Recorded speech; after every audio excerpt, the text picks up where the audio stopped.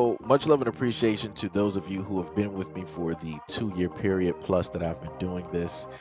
Thank you for showing your love and support to the channel. And to anybody else who is brand new to the platform and you would like to support the channel, also, you can do it by way of Patreon, Anchor, the clothing store, and also the shoe shop that is listed in the comment description below. And again, thank you to any and all of you guys who have been here to support this channel during the 2+ year period. I wouldn't be able to do what I do every single day without you.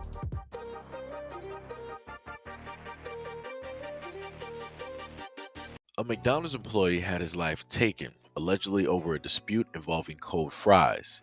He is now brain dead and on life support. On Thursday, a Brooklyn judge ordered the suspect in the shooting to be held without bail in connection with not only that shooting at the fast food restaurant, but also an unrelated homicide back in 2020. Quote, Your Honor, the people anticipate a homicide charge on the case given that the victim is currently on life support. The victim has been transported to Brookdale Hospital and has been brain dead ever since. The family now has to make a difficult decision to take him off life support. Camilla Dunlap was charged in connection with the case as well for allegedly handing her boyfriend Morgan a weapon before the shooting took place. On Monday, during police questioning, prosecutors state that Morgan confessed to not only the shooting at McDonald's employee Matthew Webb, but an unrelated homicide from 2 years ago, the killing of Kevin Holman. Morgan is now being held without bail in both cases. He's due back in court Monday, August 8th. 20-year-old Michael Morgan has been charged with attempted murder and criminal possession of a weapon. Moreover, the suspect's mother, Lisa Fulmore, detailed her side of the story while speaking with the Post, confirming that the altercation was sparked by cold fries. Fulmore claimed that she first asked the woman behind the counter to get her a fresh batch, only to realize that the employee had only but a few hot ones on top of what had already been given to her. Quote, She started laughing, and all of them started laughing, acting like it was funny. I was like, what's funny? I paid for food, and I should get what I asked for. They laughed at me. Fulmore then claimed that Webb told her that she had food in her teeth before she was told the manager had to step out. This is when I was on the phone with my son. I was like, they in this McDonald's playing with me. She later stated that he was just down the block and showed up to confront the employees. My son said, come outside to the boy in the back. Fulmore claimed that her son left after that, but about 10 to 15 minutes later, Webb went looking for my son. The next thing you know, maybe like 10 minutes later, you hear a gunshot. I looked and I seen a boy on the ground, and then I saw my son running the other way. I called 911, and then I sat there and waited, also stating that she still doesn't even know if her son did that. Fulmore also put the blame on the victim, stating that there was no reason for him to go outside looking for somebody. When whatever happened outside, you caused that to happen. Let me tell you something. I'd never fully read the whole story. This was a story that I had set up, and I was going to, just read over it and whatnot, whatever. I did not expect to hear the fact that this young man lost his life. This young black man who was working at a McDonald's, he wasn't selling nothing on the streets. He wasn't tearing up the community. He wasn't doing nothing negative. He's working at a McDonald's.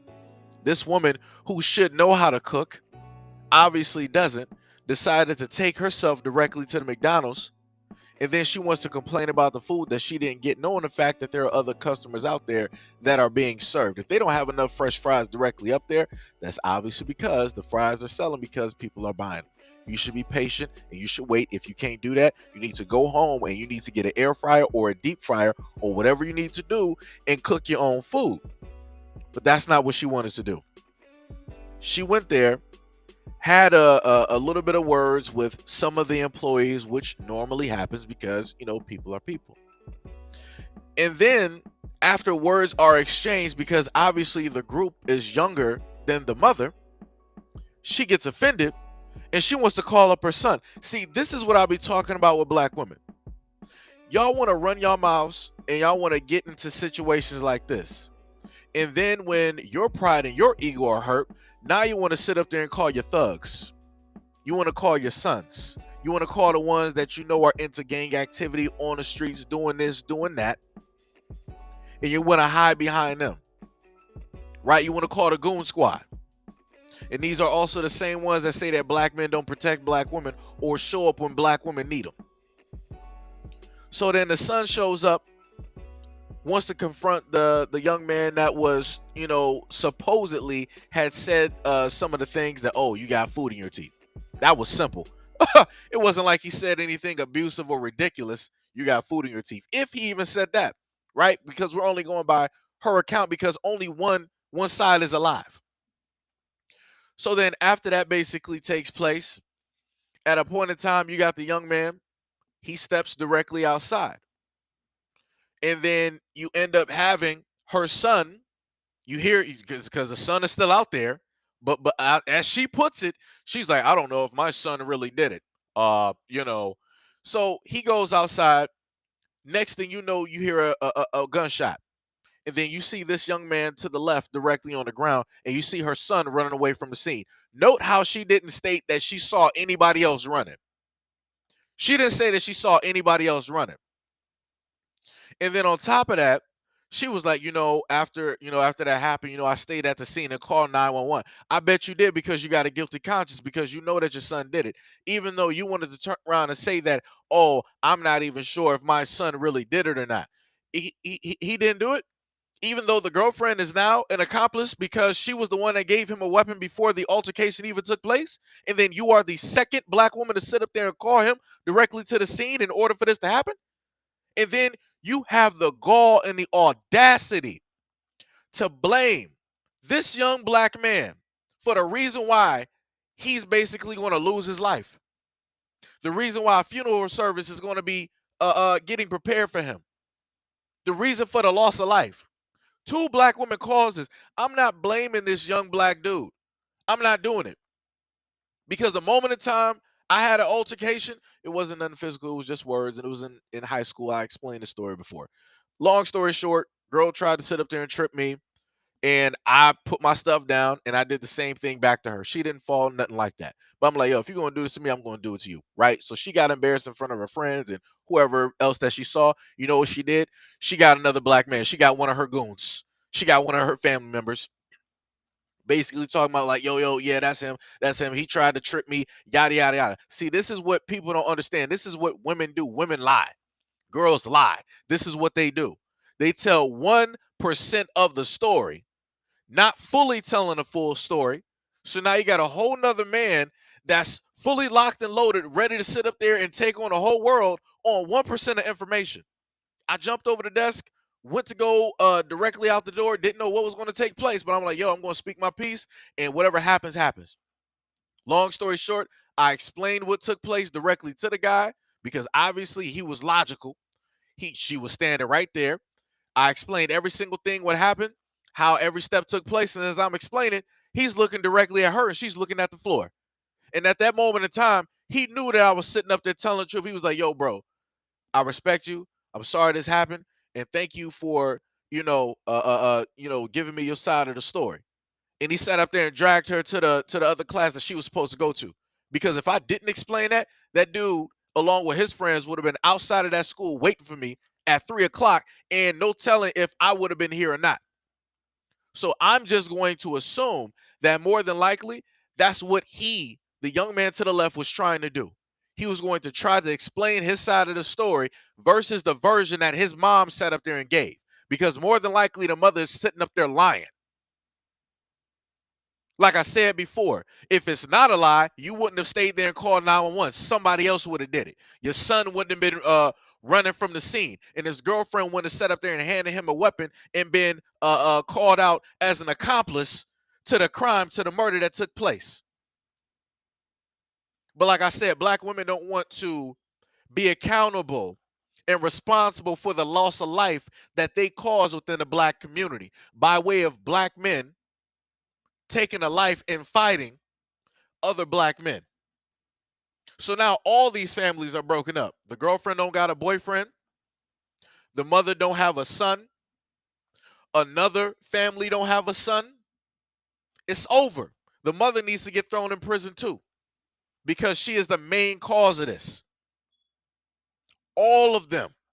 The girlfriend, the boyfriend, the son, whatever you want to sit up there and call him, and the mother, throw them all away. It don't leave nobody out of here. Don't leave nobody out here. Because if you got the audacity and the gall to blame the victim who can't even verbally defend himself, you don't need to be here. Get locked up. Share the exact same prison, jail, whatever it is with your son for the rest of your lives. That's ridiculous. That is ridiculous. Like I said, it's only black people that do stuff like that. Well, you shouldn't have went outside. You caused this yourself. Are you serious? And your son caused this just like you caused him to do it, just like his girlfriend enabled him to do it. Y'all like, man, oh my God. I'm so, man, oh my, man. The words that I got, the amount of anger that I have right now, the amount of anger that I have right now. This is ridiculous. That was a young man doing what people in the black community ask young men to do. It's like, yo, don't be out here in the streets. Don't go out here and do nothing reckless. Don't go out here and waste your life. Get a job. Make something of yourself. Save up. Start earning money. Pay taxes. Be responsible.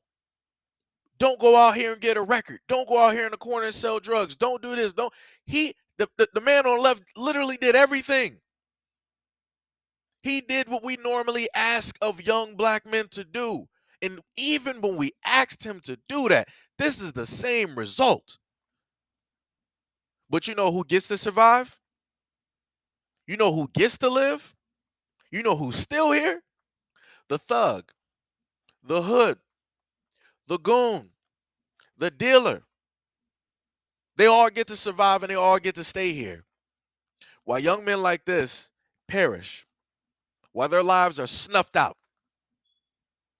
But people want to always talk about religion and all these other types of things. And nobody can sit up there and give me a viable answer as to why it is that good people always have to die and perish.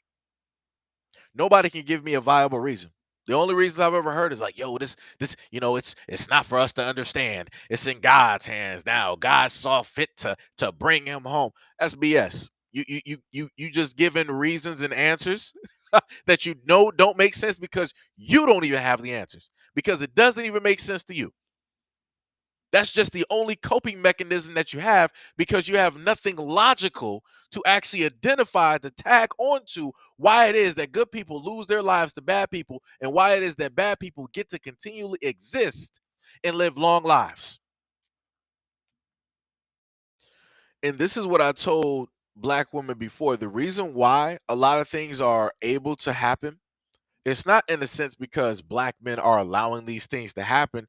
Y'all are enabling and harboring a lot of these dudes. Anytime any of these dudes do something to a woman, y'all sitting up there hiding these dudes. These dudes will tell you what it is that they've been sitting up there doing, and you'll be like, well, that was her. That's her problem. That ain't my issue. But I'm gonna make sure you cool so you can sit up there and sleep on the couch, hide in the basement, wait until the smoke is cleared. Like I said, this dude admitted to a homicide. If this is how I put it like this. If people want to sit up there and try to find a silver lining, quote unquote, it happened. We don't understand it. God has plans we can't foresee. Fine, so be it, right? So the silver lining in that is that magically he decided at this time, after already taking another life, I'm going to admit to a killing I already did. The reason why he did that is because he had a guilty conscience because he knew he shouldn't have did it. He knew it was the wrong thing to do. He already knew it. So that's why he wanted to sit up there and clean his soul out and just come clean. And on top of that, he probably thought that, well, if I admit to this, then I'll probably also get, a little bit lesser time. So it was probably some selfishness within that as well. So even though he admitted to taking the life of somebody else, is the mother going to sit up there and say, oh, I'm not even sure if that was my son either? Are you going to say that too? He already did one. But you're going to say that, oh, this wasn't him. He didn't do this. I'm not even sure. Your son already got a body already, ma'am. But you want to sit up here and try to still cover for him like he a 7-year-old that stole a piece of candy from a store. Like I said before, you have too many women out here that are enabling the same men that they are complaining about. How does that work? Which one do y'all want? Do y'all want this to not exist if y'all to be protected?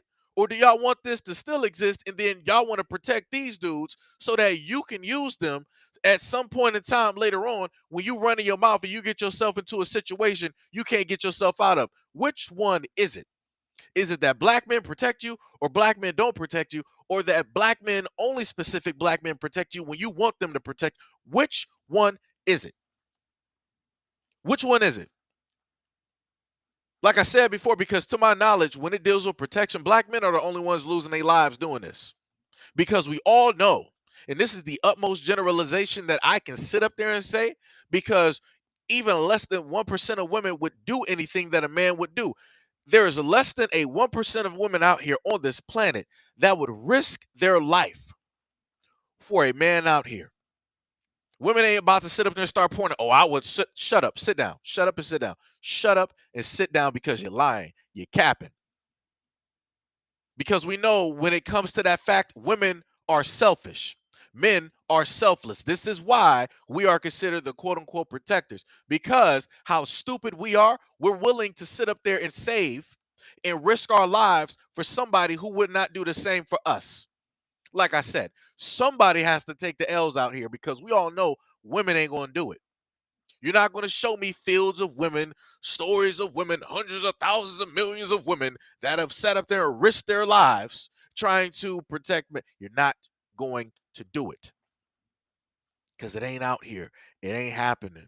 And I'm not talking about mothers protecting their sons. I'm not talking about something that you created, brought life into. I'm talking about a completely separate stranger, not blood related, that you are in a relationship with, that you are married to, that you are a fiance to, that you got kids with. That is where the parameters are. If you decide that you want to switch up the parameters, you're showing how stupid you are at this moment in time. Because, like I said before, somebody out here has to take L's. Women are not conditioned, women are not used to, women are not responsible, and women cannot acknowledge what it is to actually take an L because they're not built for it. And that's just facts. That's just facts. Like yo, this is just the utmost ridiculous. I don't even have words for this. That's how tragic this story is. I don't even have words for this. I've sat up there and covered stories before where it's, brothers doing this, and I understand where that stems from. I've covered stories where it's black women doing this to each other. I understand where that stems from. But when you literally have a black woman who has a black son, sending her son to take the life of another young black man who was reflective of her son. And not only that, but you got more than likely a black woman that is in a relationship with this hood that decided to hand him a weapon, making her accomplice for him to further facilitate the murder that he did. I, what am I supposed to do with this? What am I supposed to do with this? And then y'all got the nerves to start rolling up on videos talking about, oh, the black femicide out here is so great. We're dying like every hour, every 2 hours, every 3 hours, every 4.5, every 5.5, every 6.6. The numbers change every so often. So often that I'm just going to start making up numbers. I'm just going to put it at like 0.06 seconds because it's like it's going to be something new every single day.